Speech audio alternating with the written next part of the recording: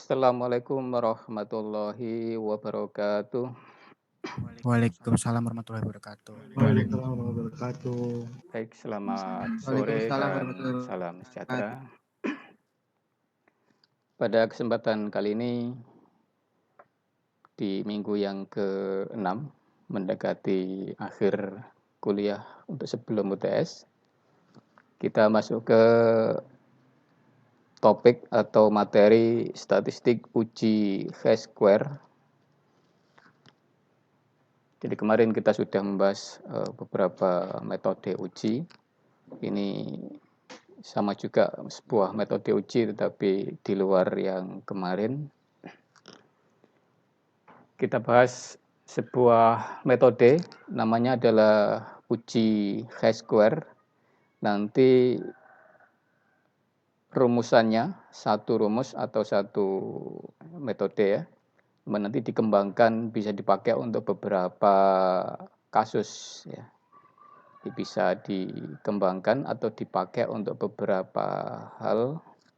Nah, yang pertama akan kita bahas adalah uji kebaikan suai, atau dalam bahasa yang simple, bahasa kita, ini adalah uji kesesuaian distribusi. Ya. Jadi yang akan kita lakukan nanti adalah, misalkan kita punya sekumpulan data, nanti kita akan uji apakah data yang kita punya itu mengikuti suatu distribusi tertentu, misalkan data tersebut misalkan berdistribusi uniform, apakah data tersebut mengikuti distribusi binomial misalkan, dan lain-lain ya. Jadi kita akan menguji apakah data yang kita punya itu berasal atau mengikuti suatu distribusi tertentu. Jadi secara gambaran atau deskripsi di sini diberikan bahwa uji kebaikan suai ini adalah untuk menguji apakah suatu populasi mempunyai distribusi teoritis tertentu. Ya, jadi ya tentu kita tidak akan mengambil data itu based on populasinya, tapi kita akan ambil sampelnya. Berdasarkan sampel tersebut kita akan uji apakah dia berasal dari populasi yang berdistribusi tertentu atau distribusi teoritis ini nanti ya. Uji ini didasarkan atas kesesuaian antara frekuensi pengamatan dalam sampel, jadi based on sampel, dengan frekuensi harapan yang diperoleh dari distribusi yang dihipotesiskan ya. Jadi kalau kita punya sampel, nanti kita akan arahnya kita akan bawa ke frekuensi, ke tabel tabel distribusi frekuensi ya. Gampangannya seperti itu. Jadi kita kelompokkan dari sekian sampai sekian frekuensinya berapa, dari sekian sampai sekian frekuensinya berapa. Nah, itu adalah frekuensi pengamatan atau frekuensi yang terobservasi dari sampel. Kemudian itu akan kita bandingkan dengan frekuensi harapan, frekuensi expected ini ya, ekspektasi, frekuensi harapan. Itu diperolehnya dari mana, nanti ada teori caranya, tapi intinya adalah diperoleh dari distribusi yang dihipotesiskan. Kalau distribusi normal ya nanti based on distribusi normal, tentunya kita akan menghitung probabilitas di selang atau kelas tersebut dan dikalikan dengan ukuran sampel di sampel tersebut ya. Oke, jadi intinya di sini adalah kita mengcompare, membandingkan apakah sesuai antara observasi, frekuensi observasi dengan frekuensi harapan ya. Kesesuaiannya diukur dari apa ya? Karena kesesuaian ya pasti nanti kita akan ukur kedekatannya antara frekuensi pengamatan dengan frekuensi harapan. Jadi kalau pengamatan disimbolkan dengan O, observasi, harapan disimbolkan dengan E, ekspektasi, maka nanti ya ada selisih antara O dengan E. Kalau selisihnya itu kecil, sangat kecil, ya berarti sesuai. Kalau selisihnya itu besar, ya berarti kurang sesuai, ya berarti ada gap, ada jarak antara observasi dengan harapan. Nah, Sampai seberapa kita mengatakan itu sesuai, sampai seberapa kita mengatakan itu tidak sesuai, ya nanti ini pasti ada suatu titik, namanya titik kritis, mengatakan dia sesuai apa tidak gitu ya. Jadi kalau jaraknya itu kurang dari sesuatu, titik kritis ini kita katakan sesuai, tapi kalau jaraknya itu lebih besar dari titik kritis tadi, kita katakan tidak sesuai atau tidak mengikuti distribusi tertentu. Oke, tapi itu gambarannya ya, tapi tidak semudah itu. Nanti ada perhitungannya ya. Tapi gambarannya seperti itu. Hipotesis yang digunakan adalah seperti ini. Jadi di bawah H0 itu data pengamatan berdistribusi teoritis tertentu. Ya, distribusi teoritis itu bisa normal, bisa uniform, bisa binomial, Poisson, dan lain-lain ya. Di datanya mengikuti distribusi tertentu. Di bawah satu data tidak mengikuti distribusi teoritis tertentu ya.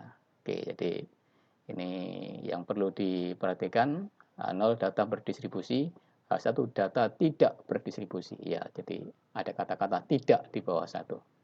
Ya, ini kalau dalam konsep hipotesis yang kita ajarkan kemarin, di bawah 0 itu ada tanda kesamaan ya. Di bawah H1 tidak ada tanda kesamaan. Jadi tandanya adalah salah satu dari ya, lebih besar, lebih kecil, atau tidak sama dengannya.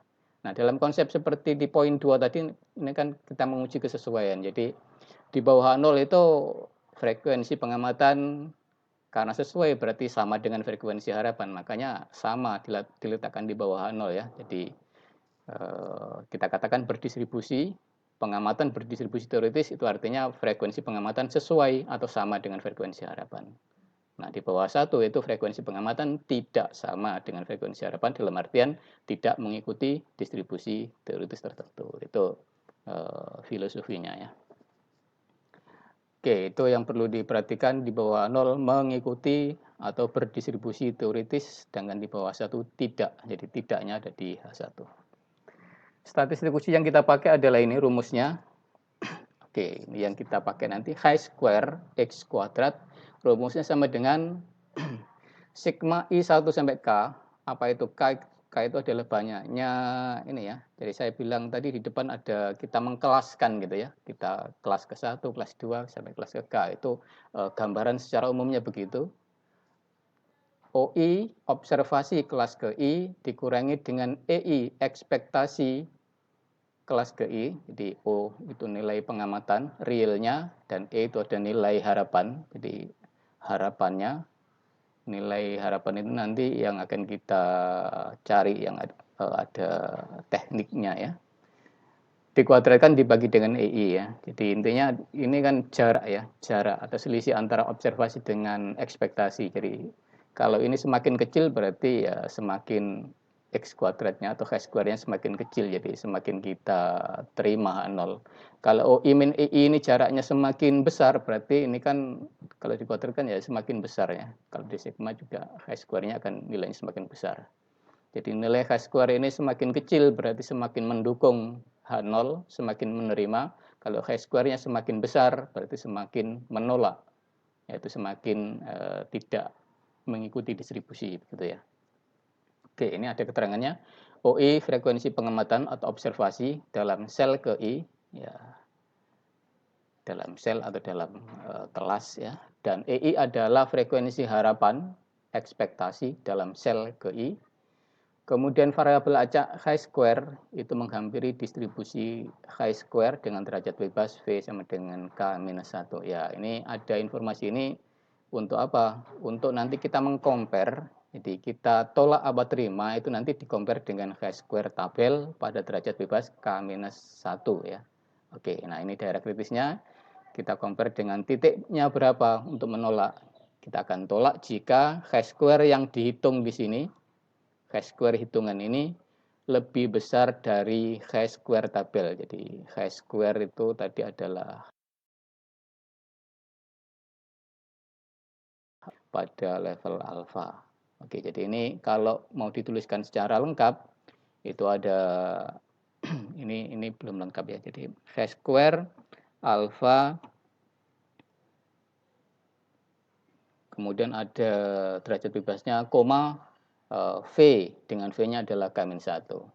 Dengan K adalah banyaknya sel atau banyaknya kelas lah, seperti itu ya. Oke, jadi ya seperti halnya kemarin kita menguji variansi, ya kita compare nilai chi-square dengan chi-square tabel ya. Seperti itu. Di titik kritisnya itu kita ambilkan dari chi-square.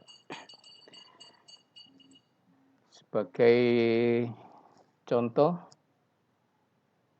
oke.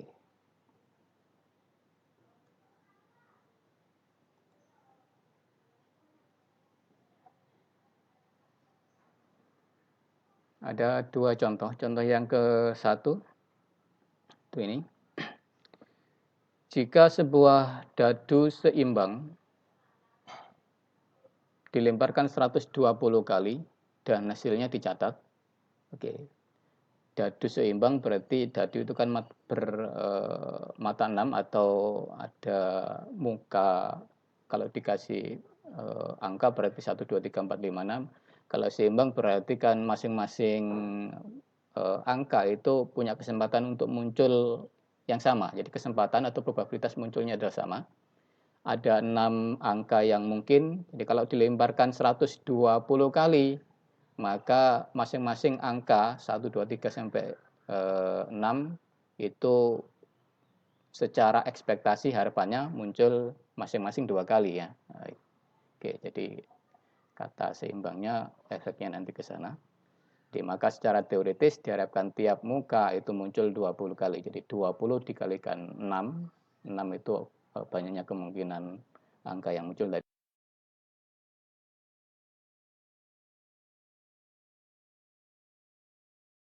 hasilnya disajikan sebagai berikut. Nah, hasil yang disajikan ini adalah hasil trialnya ya, hasil percobaan. Jadi hasil pengamatan atau observasinya ya. Jadi hasil pengamatan atau observasinya itu angka atau muka 1 muncul sebanyak 20 kali, kemudian 2 muncul 22 kali, 3 17 kali, angka 4 muncul 18 kali, 5 19 kali, dan yang ke-6 muncul 24 kali. Jadi secara total 120 kali. Ya, kemudian kalau tuliskan harapannya, nanti kan masing-masing 1, 2, 3, 4, 5, 6, masing-masing muncul 20 kali ya secara ekspektasi ya. Oke, jadi kalau ini itu simbolnya adalah O, kalau ini simbolnya adalah E. Ya. Kalau misalkan ini indeksnya I sama dengan 1, 2, 3 sampai N sampai 6, berarti ini kita kasih indeks OI, dan ini EI-nya. Jadi O1 20, O2 22 dan seterusnya sampai O6 24. E1 20 sampai E6 20. OI min EI. OI dan EI. Nanti ini yang sebagai bahan untuk menuju ke chi-square, yaitu sigma OI min EI kuadrat dibagi dengan EI tadi. Gunakan tingkat signifikansi alfanya 5% untuk menguji apakah hasil lemparan dadu tersebut berdistribusi seragam diskrit. Oke, seragam diskrit ya. Ini yang kita uji. Jadi distribusi teoritisnya itu adalah distribusi seragam atau uniform. Jadi kalau secara umumnya kita menyebutnya distribusi uniform. Kalau di bahasa Indonesia kan adalah seragam. Karena ini adalah angka-angka yang diskrit, maka ditambahin seragam diskrit atau uniform diskrit. Oke, seperti itu soalnya dan kita selesaikan di sini. Jadi variabel acak X, munculnya muka dadu, X-nya bisa 1, 2, 3, sampai 6. Probabilitasnya adalah untuk tiap-tiap X ini adalah 1/6 ya, karena ada 6 muka atau 6 angka ya. Seimbang sehingga probabilitasnya adalah 1/6. Oke. Nah, karena 1/6 ini maka ini disebut dengan distribusi uniform, seragam. Jadi artinya untuk X berapapun 1, 2, 3 sampai 6 itu probabilitasnya sama. Jadi di sini tidak ada unsur X-nya. Jadi Fx, X-nya berapapun nilainya adalah seragam, 1/6. Makanya disebut dengan distribusi seragam atau uniform. Hipotesis yang diujikan adalah H0 berdistribusi seragam diskrit di bawah H1, hasil lemparan tidak berdistribusi seragam. Nilai statistik ujinya H square dihitung O1 minus E1 kuadrat dibagi E1 ditambah O2 minus E2 kuadrat dibagi dengan E2 dan seterusnya sampai terakhir. Ya, jadi dari ini tadi OI min EI kuadrat dibagi dengan EI, OI min EI kuadrat dibagi dengan EI. Jadi pembaginya karena EI-nya sama 20 ya. Kayaknya pembaginya sama 20 semua. Oke, ini dihitung ketemu angka 1,7 dan ini yang akan kita compare, kita bandingkan dengan nilai kritis dari tabel Chi-square ya.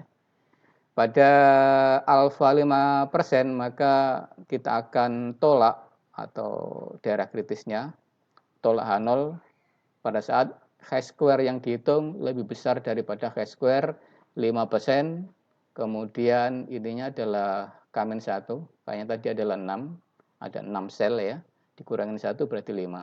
Oke, Anda cari di tabel Chi-square pada 5%, di headernya 5%, kemudian derajat bebasnya 5, Anda akan dapatkan angka 11,7 ya.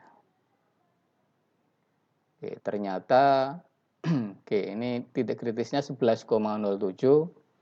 Ternyata ini didapatkan angka Chi-square tadi 1,7 berarti tidak lebih besar ya. Jadi kita ada di daerah terima ya.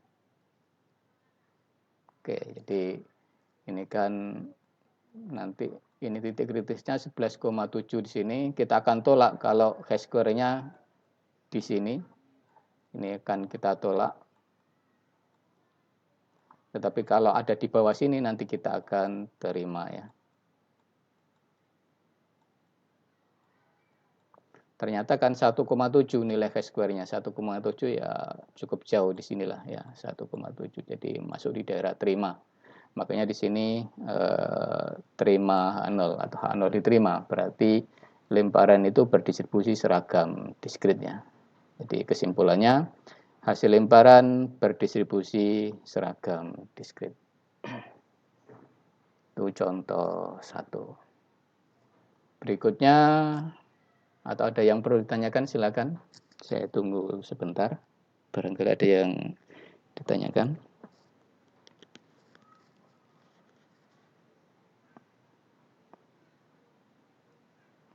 Oke, belum ada. Kalau belum ada, saya lanjut ke contoh yang kedua. Oke, di contoh yang kedua, ini kita akan menguji normality ya, normality test ke suatu data tertentu, uji normalitas ya. Gunakan tingkat signifikansi alfa 5%, ya kebetulan di sini pakai alfa 5%, nanti ya bisa pakai alfa 1% atau 2,5% atau mungkin 7,5% boleh, yang lain boleh. Untuk menguji apakah distribusi frekuensi umur baterai menghampiri distribusi normal dengan rata-rata 3,5 dan simpangan baku 0,7. Datanya, hasil pengamatannya disajikan dalam tabel 1 ini. Jadi tabel aslinya mestinya ini. Tabel aslinya adalah ini. Tabel distribusi frekuensi umur baterai. Jadi ini OI, observasi. I, kelas yang ke I-nya 1, 2, 3, 4, 5, 6, 7. Ya. Jadi ini kelasnya ada 7, dikelaskan, kelas distribusi frekuensi. Dan OI atau banyaknya data di masing-masing kelas, atau yang kalau di tabel distribusi frekuensi, ini kita sebut sebagai frekuensinya ya. FI ya, di sini kita sebut sebagai OI, observasi ke I atau frekuensi ke I boleh ya. Ada 2, 1, 4, 15, 10, 5 dan 3. Kalau kita jumlahkan jumlah keseluruhan dari observasi ini atau jumlah seluruh frekuensi ini ada 10, 20, 30, 40 ya. 7 tambah 3 40. Oke, jadi ini jumlah total data Ini ada 40 di dalam sampel yang kita uji ini ya. Oke, untuk menguji ini berikutnya adalah kita butuh EI ya, butuh nilai harapan. Jadi pasangannya untuk membawa ke chi-square itu kan OI min EI kuadrat dibagi dengan EI nanti. Ini kelasnya sudah ada sebanyak 7 sel atau 7 kelas ya. OI sudah ada, tinggal EI-nya. Nah, EI-nya dihitung dapatnya ini. Ini dari mana? Ini nanti di belakang ada contohnya. Contoh cara penghitungan dari EI. Ya. Contoh cara penghitungan EI untuk masing-masing ini dihitung. Ya, intinya nanti saya berikan gambaran untuk penghitungan EI di sini ya.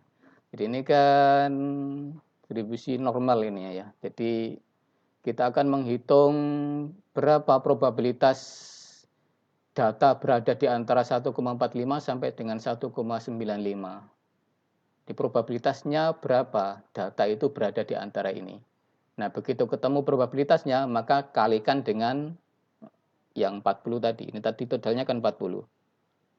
Jadi probabilitasnya data berada di antara ini, misalkan 0,01 kalikan 40. Probabilitas data berada di antara ini berapa?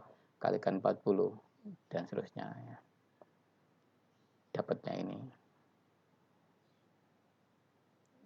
Ya, untuk mendapatkan probabilitas, jadi intinya dapatkan probabilitas berdasarkan distribusi normal, mu-nya 3,5, simbangan bakunya 0,7, datanya antara 1,45 sampai 1,95. Jadi ini sudah kita berikan di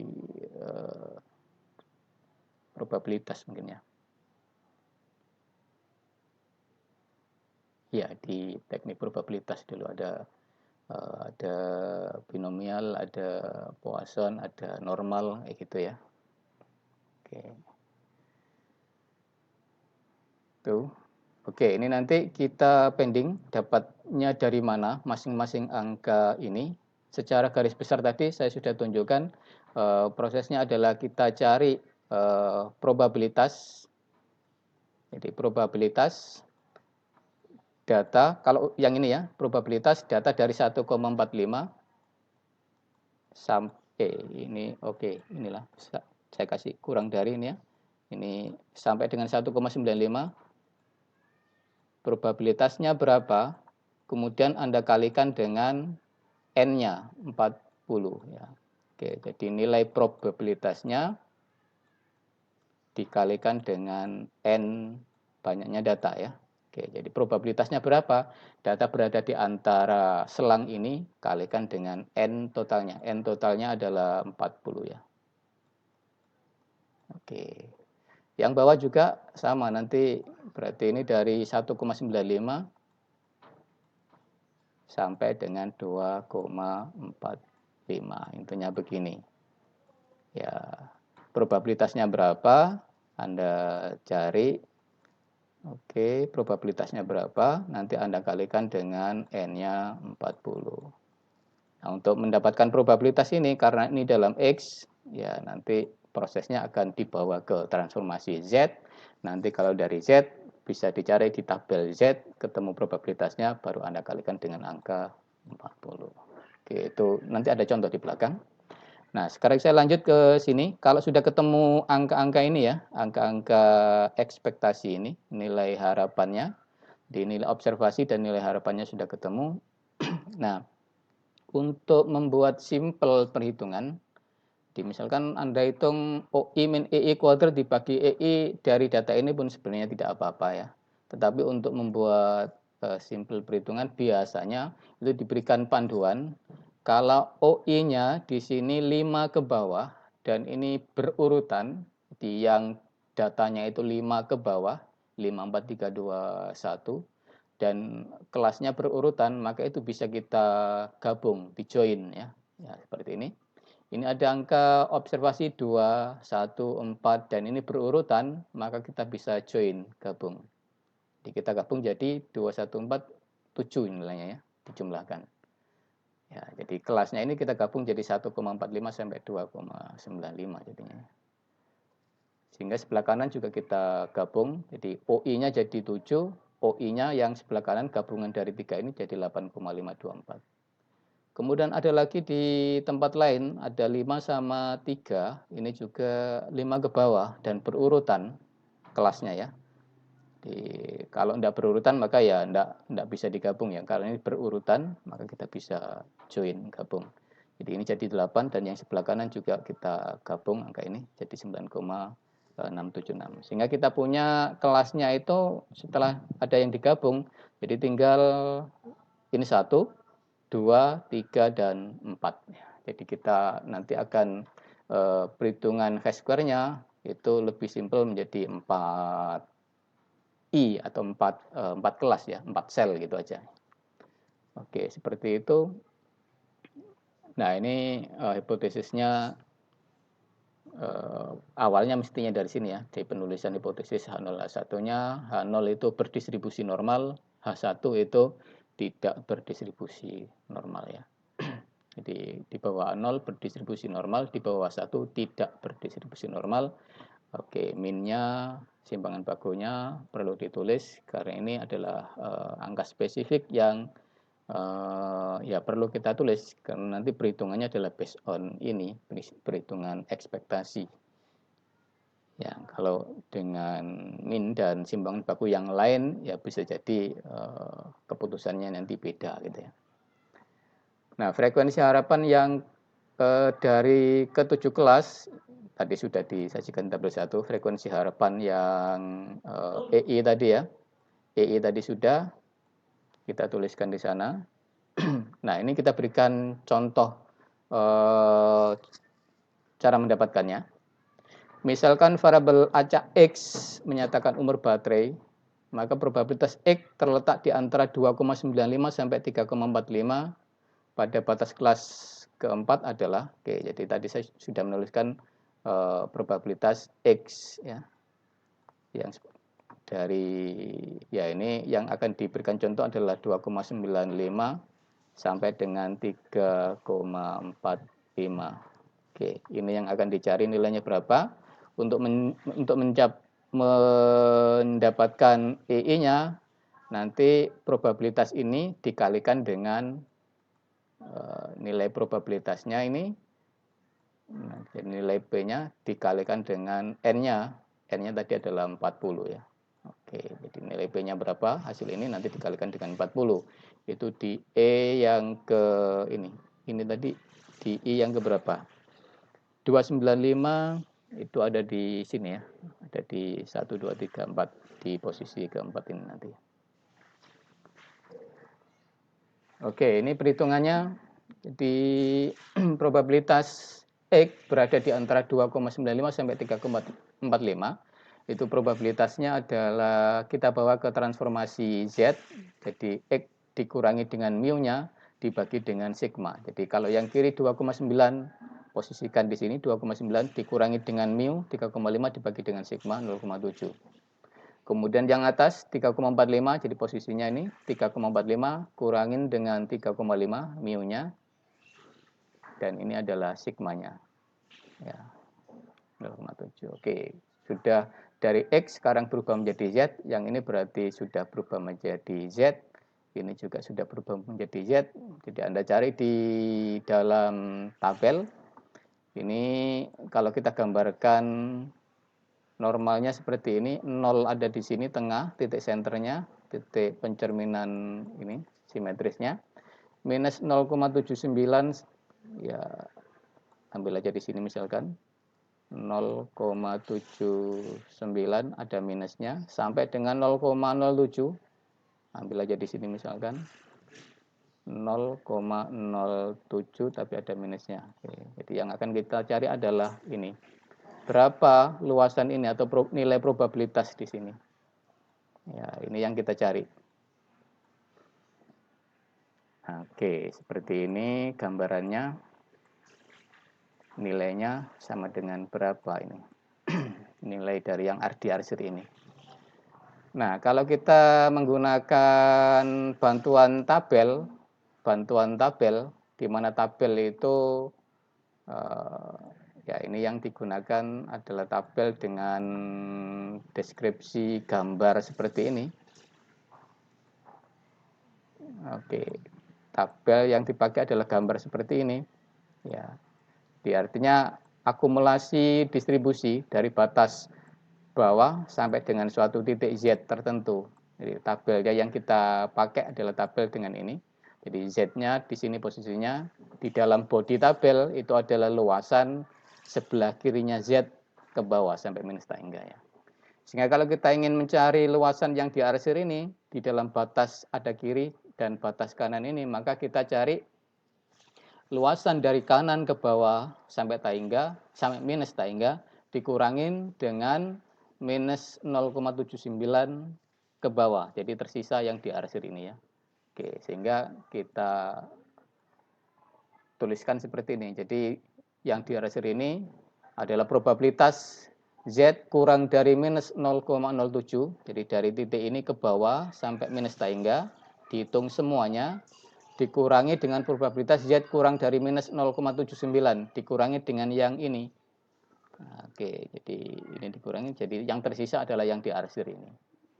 Oke, seperti itu. Jadi kalau kita memanfaatkan ini sudah dalam tanda Z kurang dari, ini sudah dalam tanda Z kurang dari sama dengan kurang dari, maka kita bisa dapatkan di tabel Z, tabel C, D, F, atau tabel Z ya. Oke, ini gambarnya seperti ini. Oke, cari angka minus 0,07. Ya, jadi langsung dapatkan di tabel itu di tabel Z di sini minus 0,0, di sini cari di digit keduanya adalah 07 ya, dapatnya nanti di sini ya, angka ini. Kemudian yang ini minus 0,79 ya, konsepnya sama. Jadi dapat cari di berarti semakin ke atas ya, minus 0,7, kemudian di sini digit keduanya 0,09 ya, nanti dapatnya di sini. Oke, itu yang kedua. Ini yang pertama sebelah kiri, ini yang kedua sebelah kanannya. Oke, itu yang pertama 47, yang kedua 0,21. Kalau Anda kurangi didapatkan angka ini. Ini adalah probabilitasnya, jadi probabilitas yang atau luasan yang diarsir. Nah, kemudian ke nilai harapannya, ekspektasi. Jadi ini masih dalam probabilitas. Kemudian untuk menghitung E-nya, E itu ekspektasi, dalam hal ini adalah berapa jumlah data atau berapa banyaknya data atau berapa frekuensi data di kelas tersebut secara ekspektasi, secara harapan based on normal mu-nya 3,5 sama simpangan bakunya 0,7. Berarti probabilitasnya tadi dikalikan dengan 40. Jadi 0,2573 kalikan 40. Dapatnya 10,292 ya. Jadi dapatnya 10,292 ini. Jadi 10,292 itu tadi dapatnya adalah ya, berarti ini dapatnya adalah dari probabilitas ya, X-nya berada di antara 2,95 sampai dengan 3,45. Probabilitasnya berapa? Anda kalikan dengan 40. Nah, ini untuk mendapatkan ini prosesnya dibawa ke transformasi Z, nanti baru ketemu nilai probabilitasnya. 0,25 berapa tadi? Kalikan dengan 40. Nah, yang lain juga konsepnya sama seperti itu ya.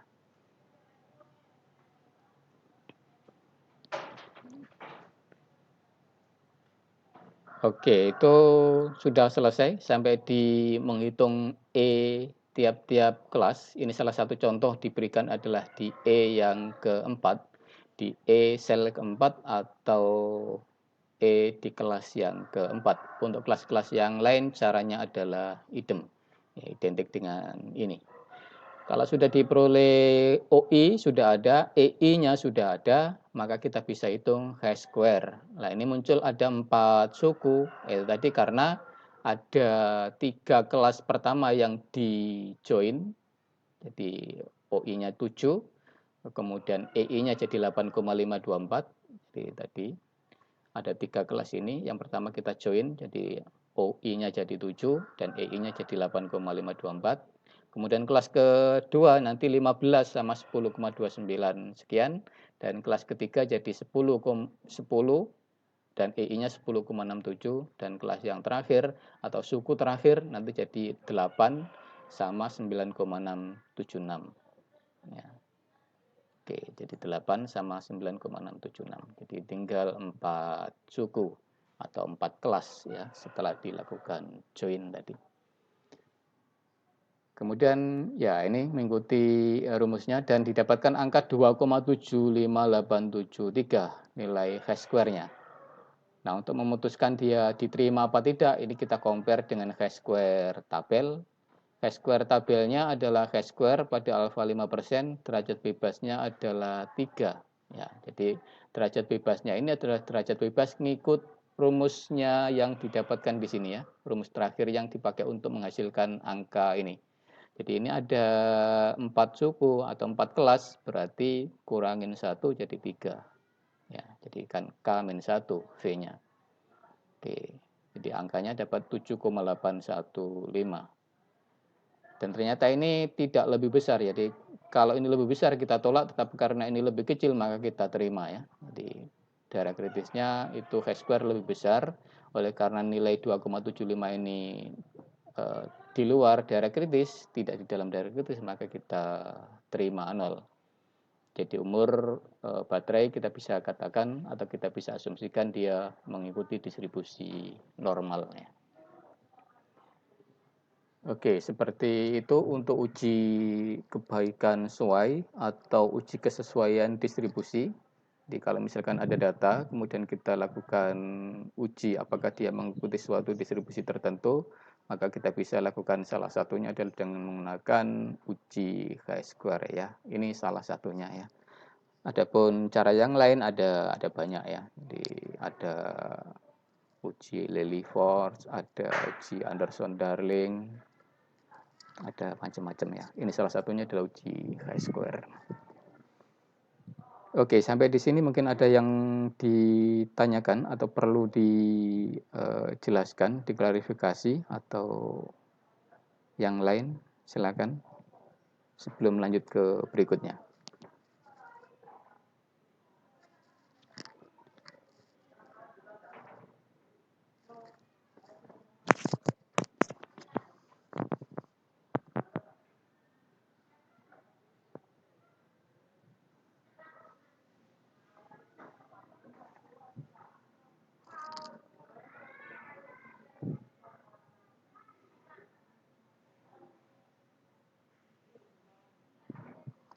Oke, masih sementara belum ada pertanyaan.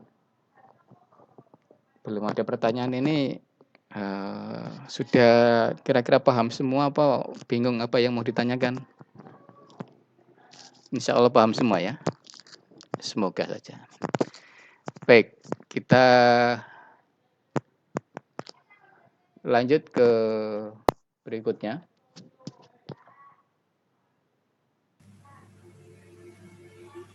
Iya, Pak. Oh ya, ada yang mau tanyakan silakan. Enggak, Pak. Insya Allah jelas. Insya Allah jelas. Alhamdulillah. Ya.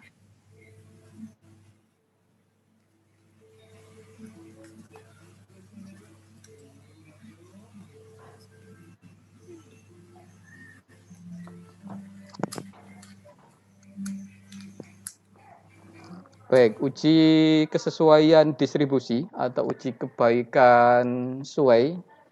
Kalau cukup dengan 2 contoh itu, kita lanjut ke kasus yang lain, ke kasus berikutnya. Tetap menggunakan uji chi-square, tapi kita terapkan ke kasus yang beda ya. Jadi bukan lagi kesesuaian distribusi. Ini adalah uji kebebasan. Jadi menguji apakah antara variabel satu dengan variabel yang lain itu saling bebas.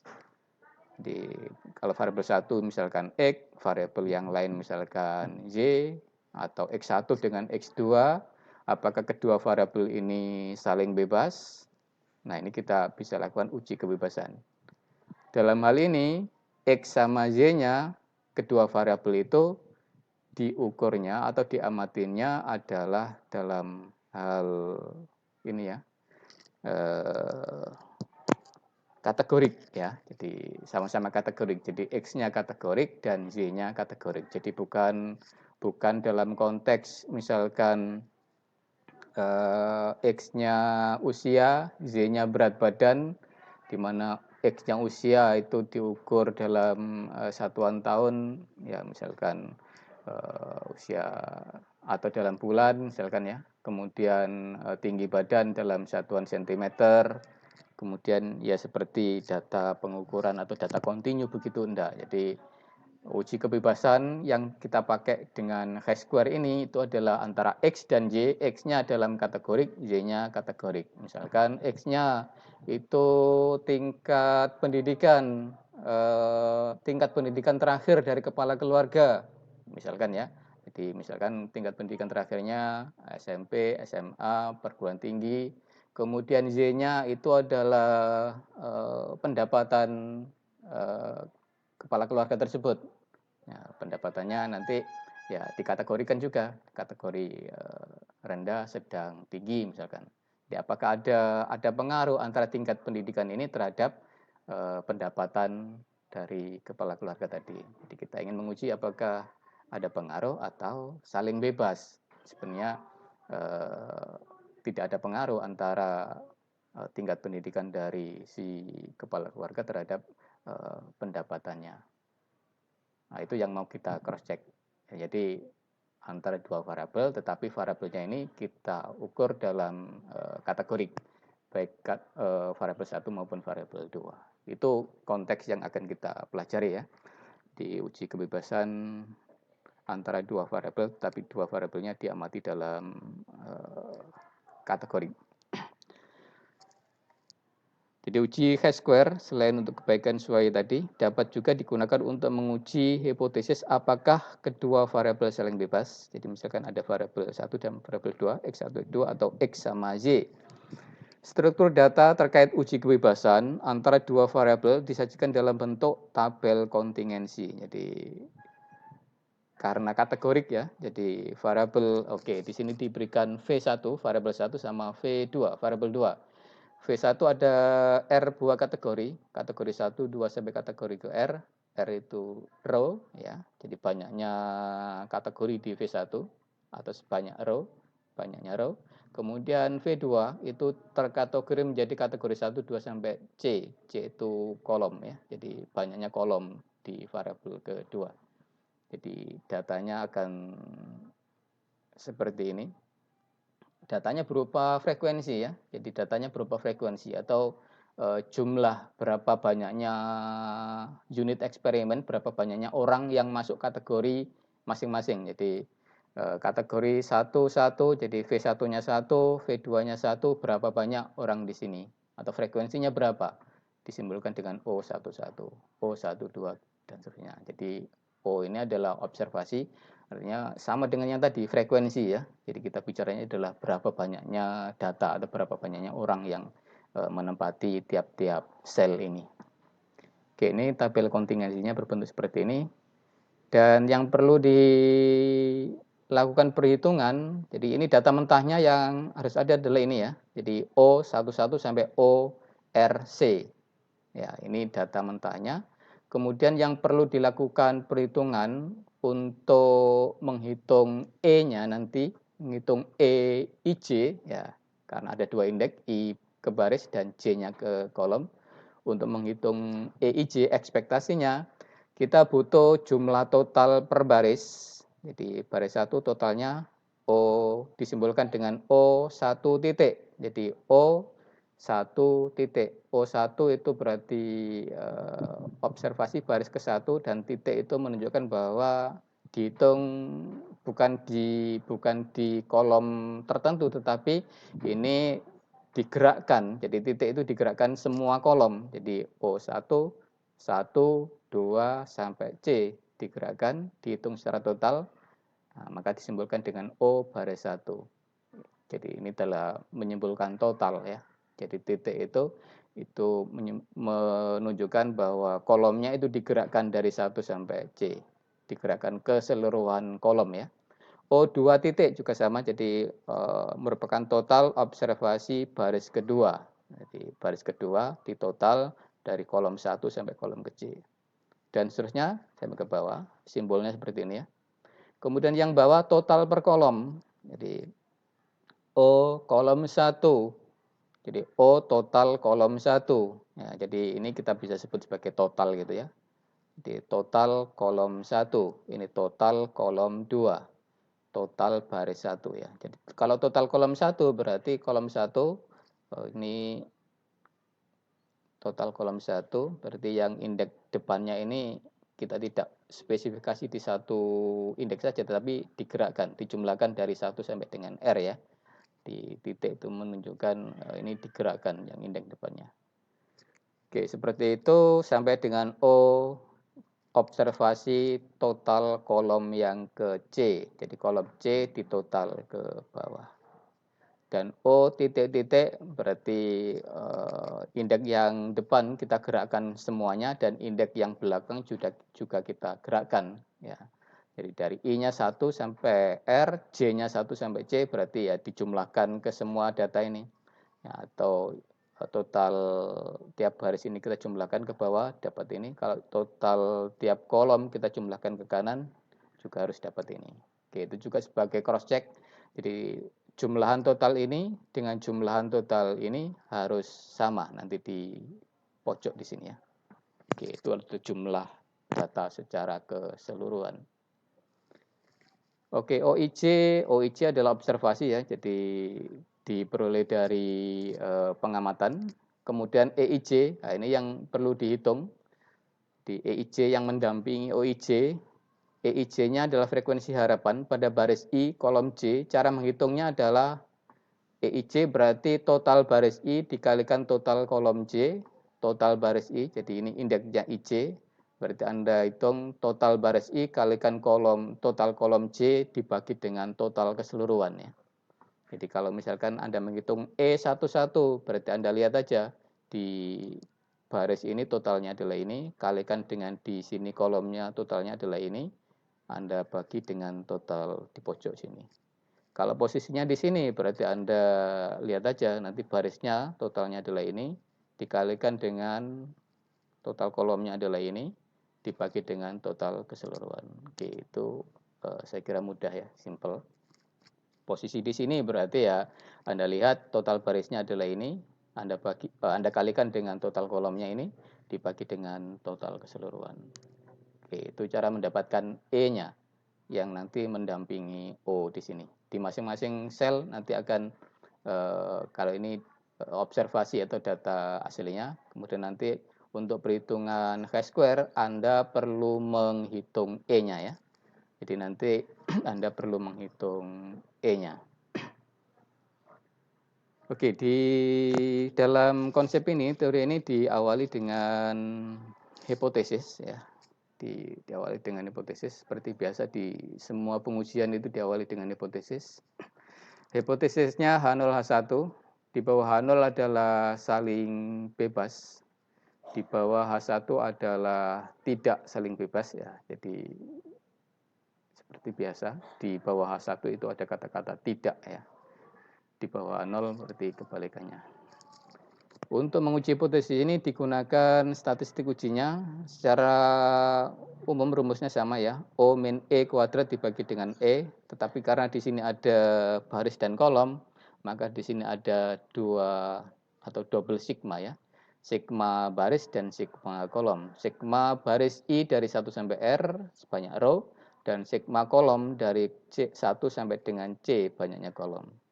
Dan di sini indeksnya adalah OIC karena tiap-tiap sel tadi itu menunjukkan ada baris ke I dan kolom ke J. Dikurangi dengan EIC kuadrat dibagi dengan EIC, di mana EIC-nya perhitungannya tadi itu ya, total baris dikalikan total kolom per total secara keseluruhan. O titik-titik tadi ya. Oke, ini keterangannya ada. OIC-nya apa, EIC-nya apa.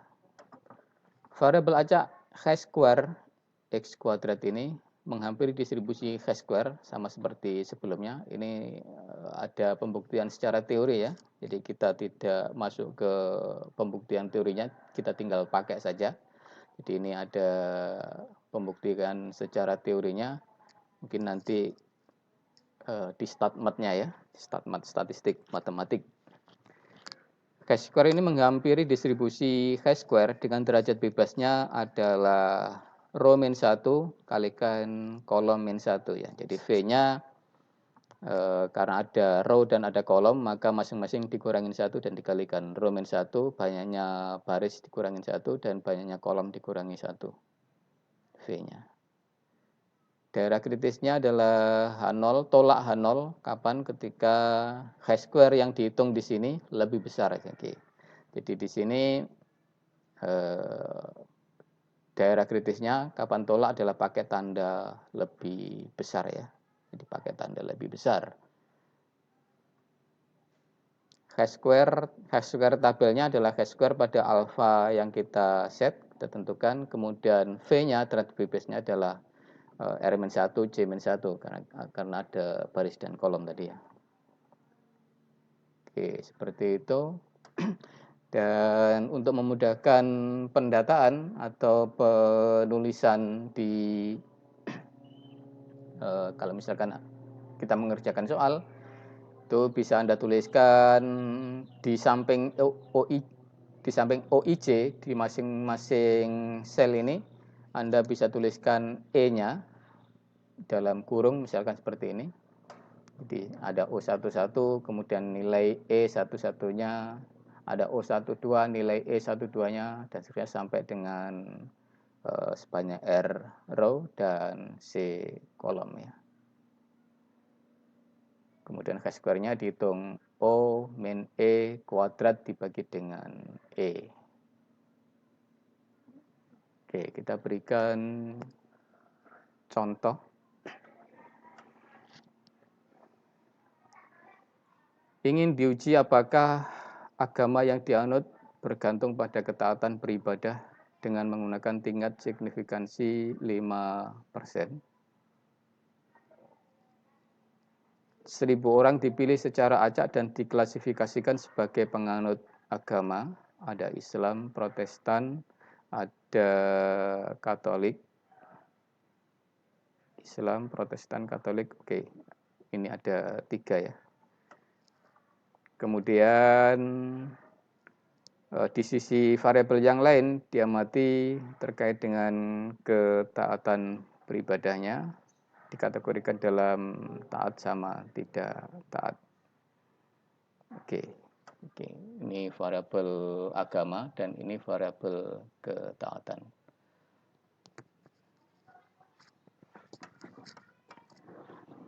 Apakah ada pengaruh? Apakah ini saling bebas? Ya. Datanya misalkan seperti ini. Jadi ada 1.000 orang tadi, 1.000 orang, di totalnya nanti 1.000. Kemudian ini hasil observasi. Katolik yang taat 213, yang tidak taat 138. Protestan yang taat 182, yang tidak taat 154. Islam yang taat 203, yang tidak taat 110. Oke, misalkan datanya adalah seperti ini. Oke, berikutnya bagaimana kita mencari E-nya. Oke, jadi E-nya nanti di dalam kurung ini ya. Oke, secara prosedural kita tuliskan H0 dan H1-nya, misalkan sesuai dengan soal tadi. Penganut agama tidak bergantung. Oke, di sini di sini dituliskan saling bebas, itu dalam artian adalah tidak bergantung, jadi tidak saling mempengaruhi, gitu ya. Oke, jadi tadi saya mengatakan tidak ada di H1, H0 itu yang negasinya, itu tergantung konteksnya ya. Jadi kalau kita mengatakan saling bebas, itu berarti di bawah H0 adalah saling bebas, di bawah H1 tidak saling bebas. Ya. Oke, jadi tidak bergantung itu adalah dalam artian saling bebas. Ya. Saling bebas berarti tidak bergantung atau tidak saling mempengaruhi gitu ya.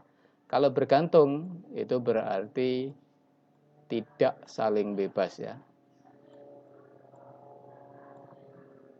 Oke, ini untuk memperjelas. Oke. Anda bisa pakai redaksional yang menggunakan kata-kata bebas atau menggunakan kata-kata bergantung ya. Jadi tidak bergantung itu berarti saling bebas, kalau bergantung itu artinya tidak saling bebas.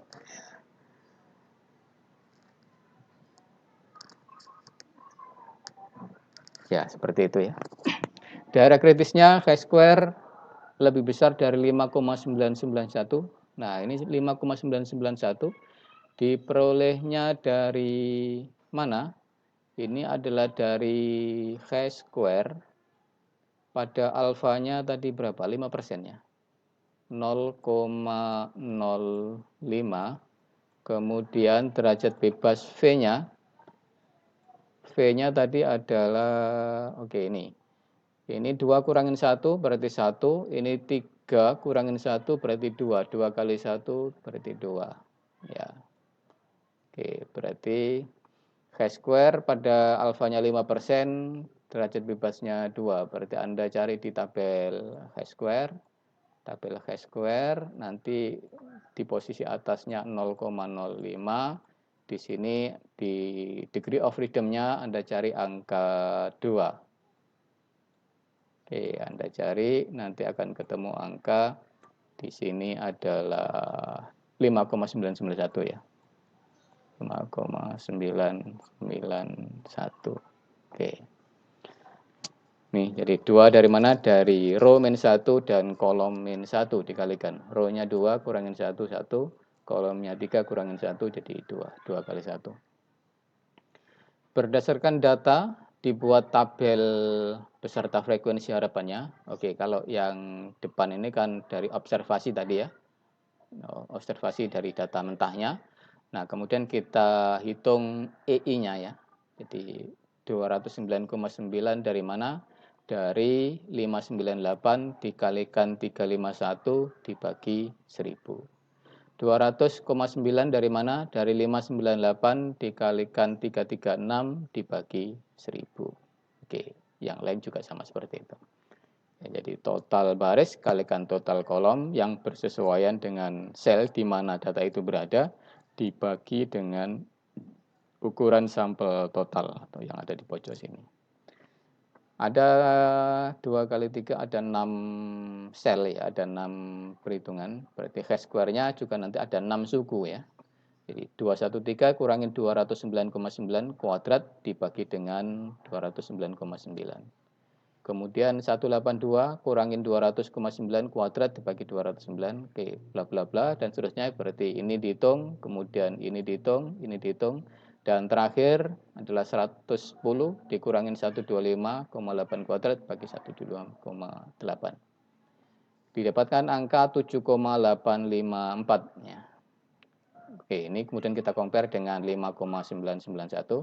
Ternyata dia adalah lebih besar ya, lebih besar dari titik kritisnya 5,991, berarti tolak ya. Jadi masuk daerah kritis ya. Masuk daerah kritis. Karena memang yang kita dapatkan nilai chi-square sebesar ini ternyata ada di sebelah kanannya atau lebih besar dari 5,91. Jadi tolak H0. Jadi H0 ditolak karena memenuhi daerah kritis. Karena ditolak berarti yang kita narasikan di kesimpulan adalah di H1. Ya. Jadi penganut agama itu bergantung pada ketaatan beribadah.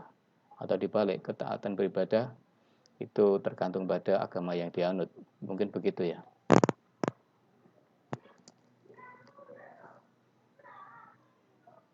Oke, sampai di sini ada yang ditanyakan terkait dengan teknis atau teknik perhitungannya. Iya Pak, Iya. saya mau nanya Iya, Pak. silakan. Tadi gimana ya Pak buat nyari yang E-nya itu Pak, yang dapat 209,9 Oke, terus 200,9 itu tadi kurang jelas di saya Pak. baik. Makasih Pak. Ya, oke. Jadi kita kembali ke secara teorinya dulu ya. Jadi oke.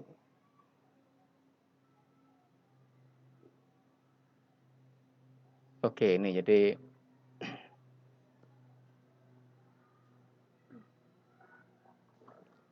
di sini diberikan teori. Jadi itu tadi adalah ini ya. Jadi mengimplementasikan atau mengaplikasikan uji kebebasan dengan tabel seperti ini. Jadi ada baris-baris dan ada kolom-kolom. Variabel ke-1 dan variabel kedua atau dibalik nggak apa-apa. V1 di sini, V2 di sini tidak apa-apa. Jadi ya, intinya ada dua variabel yang dikategorikan sebanyak R kategori dan sebanyak C kategori. Sehingga di sini nanti ada muncul sel-selnya gitu ya. Sel-sel yang diisi dengan observasi. Ini diperoleh dari pengamatan. Nah, berikutnya yang kita harus hitung adalah ini, EI-nya, EIJ-nya. Dihitungnya dari mana? Dihitungnya EI, oke, ini EI-nya adalah ini. Oke, ini perhitungan EI-nya. Jadi EIJ itu adalah OIJ kali O.J dibagi O titik-titik. Jadi misalkan kalau kita menghitung di sini, maka E11 itu adalah total baris dikalikan total kolom dibagi dengan total keseluruhan. Ya. Jadi total baris kalikan total kolom dibagi total keseluruhan. Oke, jadi satu-satu tuh, satu depan, satu belakang, kemudian ini titik-titik ya. Kalau misalkan 2C berarti 2 depan, kemudian C belakang dibagi titik-titik. Oke, kita masuk ke sini. Perhitungan ini. Berarti 209,9 diperolehnya dari mana? Oke, ini sudah benar ya. Hitungan 598, 402, 351, 336, 313 sudah 6, 13, 3. Oke, berarti 209 diperoleh dari ini 5. Oke, saya tulis di mana? Oke, ini aja lah. Oke, ini diperoleh dari 598. Jadi posisinya kan di sel ini ya. Jadi ini kalau dibikin split itu ada splitnya di sini ya. Ada splitnya. Halo.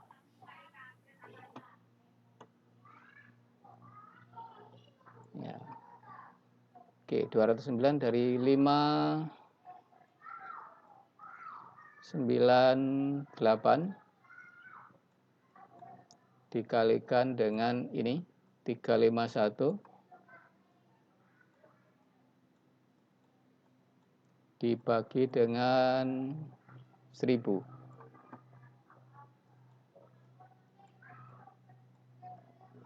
Ya. Kalau misalkan ini 135,1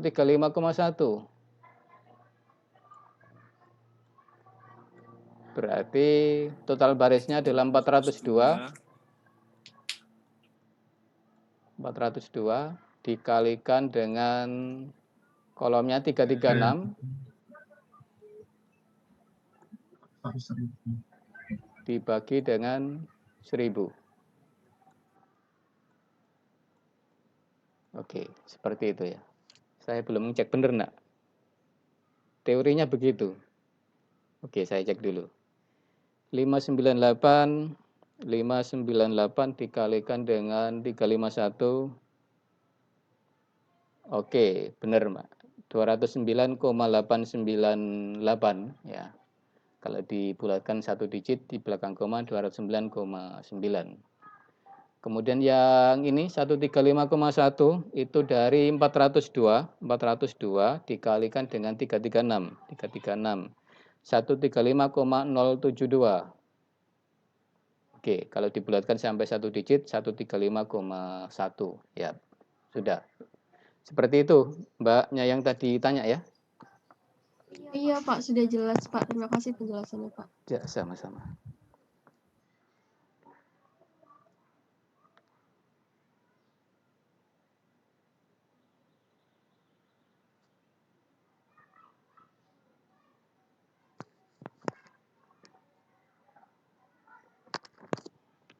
Oke, mungkin ada yang mau tanya, boleh.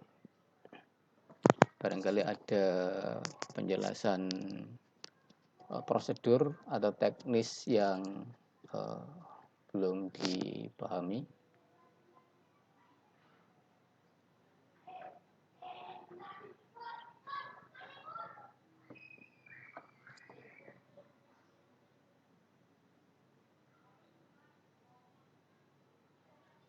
Oh, ternyata tadi sudah akhir dari sesi 1 ya. Jadi untuk yang sisa, materi sisa kita akan masuk ke sesi yang kedua minggu depan. Jadi kita hari ini bahas uji kebaikan sesuai atau kesesuaian distribusi sama uji kebebasan antara dua variabel kategorik.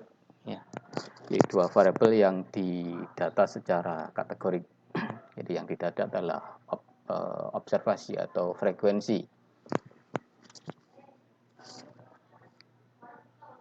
Besok kita akan masuk ke uji proporsi, uji beberapa proporsi ya. Uji proporsi dan uji beberapa proporsi.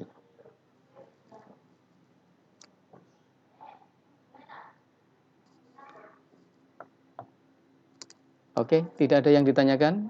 Kalau tidak ada yang ditanyakan, saya close, saya cukupin ini. Sudah jelas Pak. Sudah jelas, alhamdulillah kalau begitu ya. Jelas, Pak. Iya, Pak. Oke. Jelas, Pak. Baik, nah ini cuman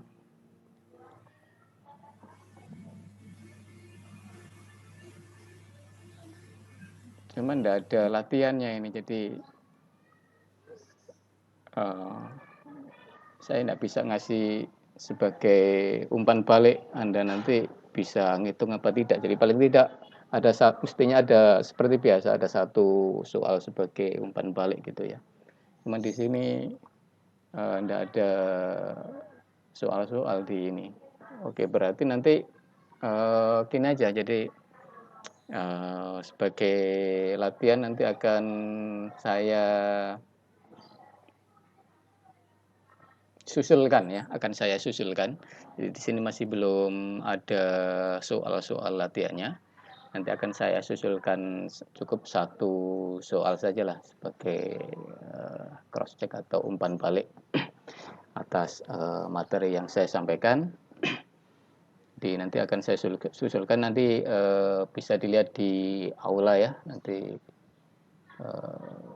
ya secepatnya nanti ya nanti deadline-nya ya tergantung ini juga tergantung cepat tidaknya saya yang ngasih ya. Jadi nanti akan kalau cepat ya nanti deadline-nya akan seperti biasa, tetapi kalau misalkan saya ngasihnya agak lambat jadi deadline-nya nanti bisa mundur ya. Oke, saya kira itu saja. Untuk terkait dengan tugasnya belum saya sampaikan sekarang, nanti nunggu susulan akan saya sampaikan di aula. Kalau tidak ada yang ditanyakan lagi, saya kira cukup. Terima kasih atas perhatiannya dalam perkuliahan online ini. Mohon maaf atas kekurangannya. Saya akhiri. Assalamualaikum warahmatullahi wabarakatuh dan selamat sore. Waalaikumsalam warahmatullahi wabarakatuh. Terima kasih, Makasih, Pak. Oke, Thank you, sama-sama. Pak.